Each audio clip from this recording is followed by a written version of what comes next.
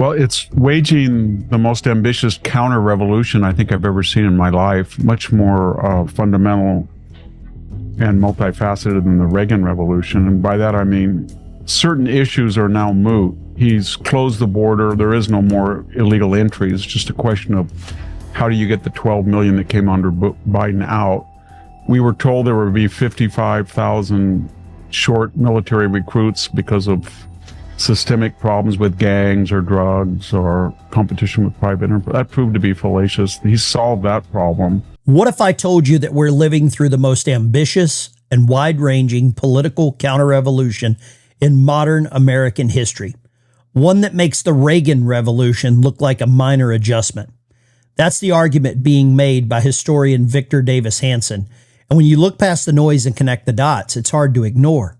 From my perspective, having seen how both the military and political machines operate from the inside, this isn't about chaos. It's about a systematic, multi-front effort to recalibrate American power. From New York, I'm Ali Velshi in for Chris Hayes. Donald Trump campaigned explicitly on a platform of revenge against his enemies, and now he is fulfilling that promise. Today, we learned that the Department of Justice has subpoenaed the office of the New York State Attorney General Letitia James, an outspoken Trump critic whose office spearheaded investigations into him and his companies. Now, the subpoenas relate to two specific cases. Letitia James's civil fraud suit against the Trump Foundation back in 2022 and her suit against the Trump-allied National Rifle Association in 2020. And so it sure looks like she's been punished for trying to hold Donald Trump and his MAGA allies accountable.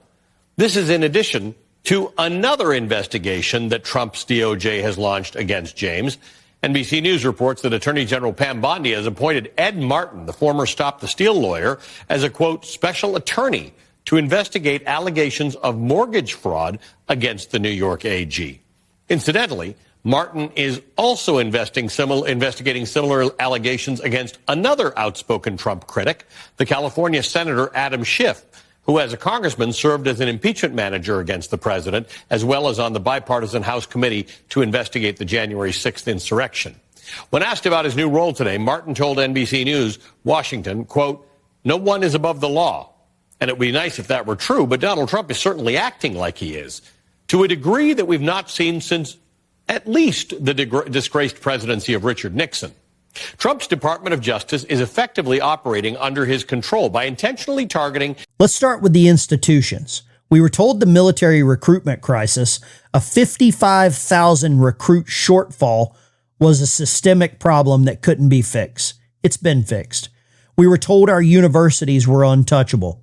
Yet now, for the first time in my life, these billion-dollar institutions are being forced to answer for their radicalism. But in order for a hoax to stick, the machines got to be in unison. For the anti-Semitism, for the DEI dash that has corroded academia from the inside out. They're on the defensive, and that alone is a revolutionary act that no one could ever predict. But the real core of this strategy, and the part the media completely understands and maybe refuses to acknowledge, is the economic plan. I think he's created a lot of leverage because he's created an A-B situation. He is able to go to the trading partners and say, look, I am happy to take in this tariff income if you don't want to negotiate. The experts in Washington, D.C. and on Wall Street will tell you that you can't fix the budget deficit without either gutting defense and entitlements or raising taxes on working families. They present it as an unsolvable problem. Trump's approach is to square that circle. It's a three-pronged strategy that on paper is surprisingly straightforward. First, tariffs. The establishment hates them. But the argument is that countries like China and the EU, which have run massive trade surpluses with us for decades, can absorb the cost without passing on huge price hikes to the American consumer. The latest projections suggest this could bring in upwards of $300 billion in revenue.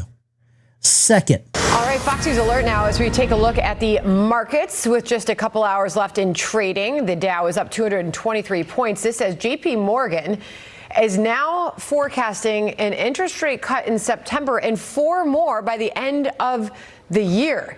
Okay, so markets are taking all of this in. I don't think I'd ever imagined, as somebody spent nearly a half century in the university, that he would have them pretty much asking for compromises, and they are now culpable, and they admit they're culpable on anti-Semitism, gouging the federal government on federal grants, systemic racism on theme houses, graduation, safe spaces. So he's really caused a DEI-academic revolution. He apparently feels he's got to show something more. And I don't know where that magic line of a DMZ will be, but I think that's what the negotiations are. The other problem with Israel, Scott, is that they've got an existential enemy that tried to, it would destroy the Jewish state if it ever had the capability. And its patron, Iran, has been defanged. Hezbollah has been defanged. So here you have this remnant, subterranean remnant, and you've got the international community trying to say that resurrect it. You've got the people of Gaza, from latest polls, seem to want to resurrect it, and Israel can't resurrect it. And so it's just a question of what are they going to do about it? How are they going to? They've been into Gaza once, and I don't think it was in their interest to get anywhere near there again. Targeted cuts, not to the big programs, but to the bureaucratic waste, those $20,000 toilet seats.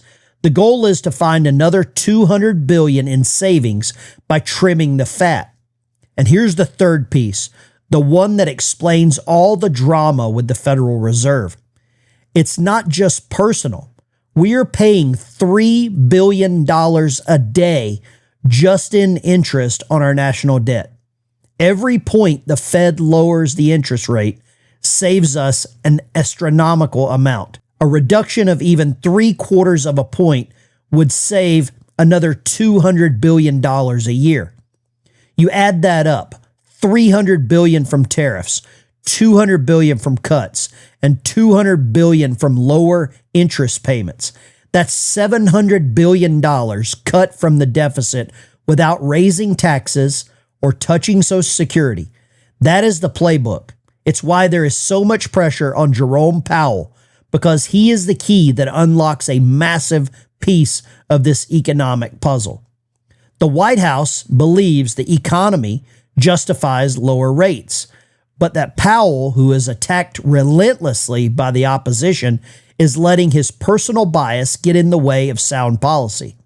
This is a complete rejection of the globalist economic consensus that has governed this country for half a century.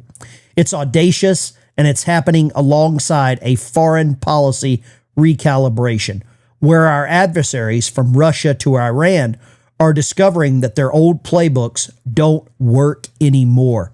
They miscalculated, and they are now paying the price. So when you hear the outrage and the screaming on the news, remember what's happening underneath. This is a deliberate effort to challenge the institutions, rewrite the economic rules, and put American priorities back at the center of every decision. The question isn't whether you like the man in charge. The question is whether you believe this fundamental counter-revolution is the course correction that America needs. That's the real debate we should be having. If you like this content, make sure you smash the like and subscribe button. Turn on the bell notification for more content just like this. From a veteran political insider, this is Ben Dykes and The Ben Dykes Show.